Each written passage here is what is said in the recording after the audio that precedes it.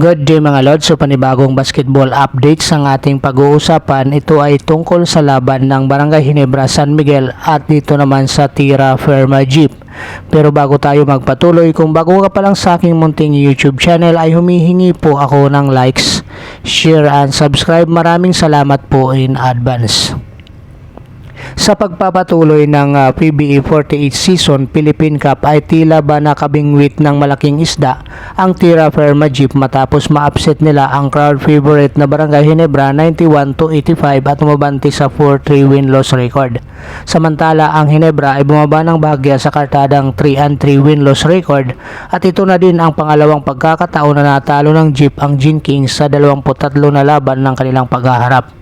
Tanong, ano ang nakitang motivation ni Coach Cardel sa kanyang mga players? Ating alamin dito sa report ng Spin.ph ni Sir Ruben Tirado. Ang pahayag ni Coach Cardel ng Tira Firma Jeep at ayon nga sa kanya, sa practice pa lang nakikita na nga niya na maganda ang pinapakita ng kanyang team, lalong lalo na nung ito nga ay natalo dito sa Meralco Bowl. So sa practice ay buti nga nila at binigay ang kanilang best para nga sa makagawa sila ng magandang playing lalo na sa depensa.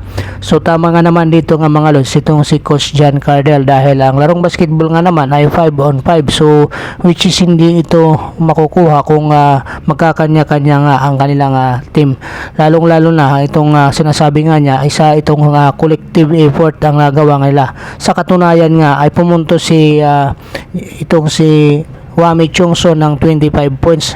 16 dito ay galing sa first half. Samantala sa second half naman, itong si Javi Gomez Lianyo ay miscore ng 19 sa kanyang kabuang 20 puntos sa second half. Kaya masasabi nga natin na iba-ibang player ang nagdala para sa Tira Firma Jeep mula first half hanggang second half. At ang kanilang rookie naman na si Stephen Halls ay miscore nga ito ng double-double, 12 points, 11 rebounds at may 6 na assist pa para tulungan din ang kupunan na makakuha ng panalo dito sa Barangay Ginebra San Miguel. Maging ang isa pa nilang rookie na si Kinmark Carino ay pumuntos ito ng 12 puntos. So sa naging upset win ng Tira Firma sa Barangay Ginebra 91-85, isa si Javi Gomez Lianyo ang tumulong sa kupunan at nagtala ito ng conference high 22 points at 19 nga nito ginawa niya sa kabuuan ng second half. At ito din ang kauna-unahang panalo niya sa Barangay Ginebra, ang team na nag-draft sa kanya sa nakaraang PBA Rookie Draft 47 season. Tanong, pinersonal nga ba ni GDL ang Ginebra sa laban? Ngayon natin alamin din dito sa report ng Spin.ph ni Sir Jerry Ramos ang sagot ni GGDL. So ayon nga sa kanya, wala naman, to be honest, I already move on it since last year, said the 25-year-old forward GGDL. So yun nga sinasabi nga niya mga Lods, nag-focus nga lang siya dito sa laro. The day na na-trade siya dito sa Tira Firma Jeep at nag-practice na nga siya, so dito na binago na nga niya yung kanyang pananaw at dito na sa Tira Firma Jeep siya nag-focus, which is ito na nga ay nagpapakita ng magandang professionalism nga nitong si GGDL. So ito ang maganda sa kanya ngayon. Kaya itong si GGDL nga mga Lods ay malaking tulong nga ito para dito sa Tira Firma Jeep sa kanilang run, lalong-lalo na ngayong PBA Philippine Cup, which is maganda na nga ang tinatakbo ng kupunan. Hindi na sila nakikita sa dulo ng team standing. Sa katunayan, solo fourth place nga sila sa ngayon sa kanilang 4-3 win-loss record. Kaya magandang pangitain ito para dito sa Tira Firma Jeep. Maganda ang nilaro din ni Christian Stanhardt sa laban kontra sa Tira Firma Jeep kung saan nagtala siya ng 21 puntos, pero kapansin-pansin na hindi na nga ibinalik pa ni Deputy Coach Richard De Rosario si Stan at hindi tuloy maiwasan magtanong sa social media ng mga netizens at fans ng BGCM sa naging desisyon ni Coach Richard De Rosario dahil sa kanya naman pinaubayan ni Coach Tim ang laban early sa second half. Tanong, ano ang paliwanag ni Coach Richard De Rosario sa pagbabangko niya sa kabuuan ng fourth quarter sa kanyang leading scorer na si Christian Stanhardt?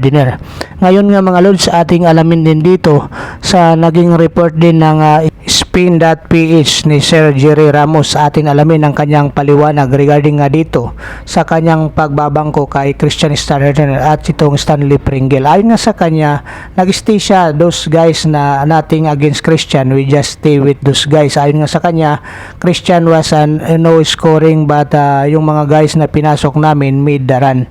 Hindi lang naman si Christian yung hindi naglaro, even Stanley di na rin naipasok.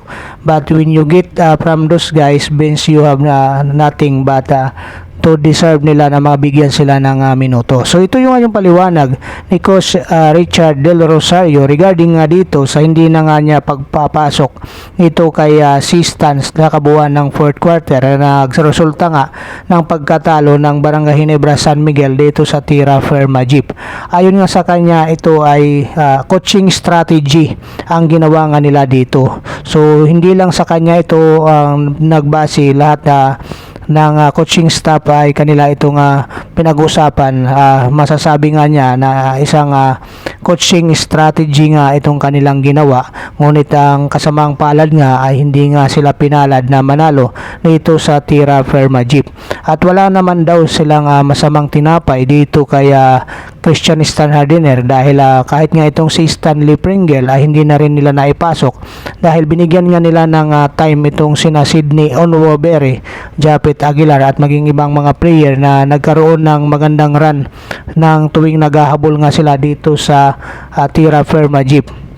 Ngunit ang Tira Firma Jeep nga mga lods, laging may sagot nga tuwing sila ay nagkakaroon ng mini run. Sa katunayan nga ay mas lalo pa ngang naibaon ng Barangay Ginebra San Miguel nang magtala ng pinakamataas na puntos o kalamangan itong Tira Firma Jeep sa score na 89-76 sa fourth quarter. Sa naging takbo ng laban kung saan natalo ang Ginebra sa Tira Firma 91-85 at binangko si Christian Starner sa kabuuan ng fourth quarter at wala siyang naitulong sa team, ano ang pakiramdam ni Christian Starner sa ginawa sa kanya ng Ginebra Deputy Coach Richard Del Rosario? Masama ba ang loob niya dito? So atin alamin sa report din ng Spin.ph ni Sir Ruben Tirado regarding dito sa pagbabangko sa kanya. Ayon dito kay Christian Starner sa report ng Spin.ph, the coaching staff decided they will go with Sid at saka Japet Aguilar and they played amazing. Ayon nga dito kay Christian Starner sa interview ng mga reporter sa kanya. At sabi pa nga niya, there's no much I can do. Said two times best player of the conference awardee. As a player, just do it. So wala daw siyang magagawa dahil decision nga ito ng coaching staff ng Barangay Ginebra San Miguel. So tama nga naman itong si Stan, tulad nga yung sinabi ni Coach Richard De Rosario, coaching strategy nga ang ginawa nila dito. Sa kasamang palad nga lang ay hindi nga sila pinala dito sa Tira Firma Jeep. At ito nga mga lods, maaga pa naman para sabihin natin na mahina itong Barangay Ginebra San Miguel dahil sa ngayon nga ay meron pa silang 3-3 win-loss record, which is maganda pa rin naman ang kanilang laban. So paano kung nakapaglaro si Christian Starner, nanalo kaya?